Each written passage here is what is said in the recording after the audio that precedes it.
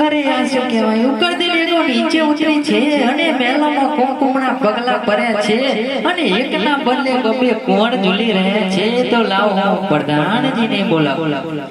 આજે દેવી રે બોલાવે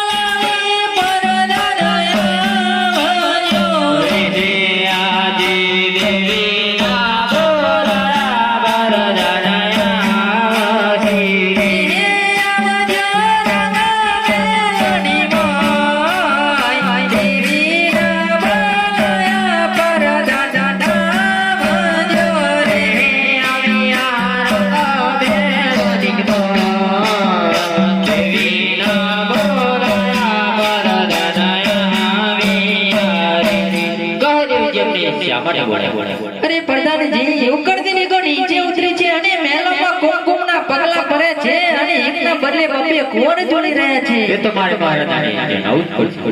હે આજે પરદાન બોલાવે રાજનયા ઝૂરી આજે પરદાન ના બોલાયા રાજન આવસી રે આવજો હરના મેલની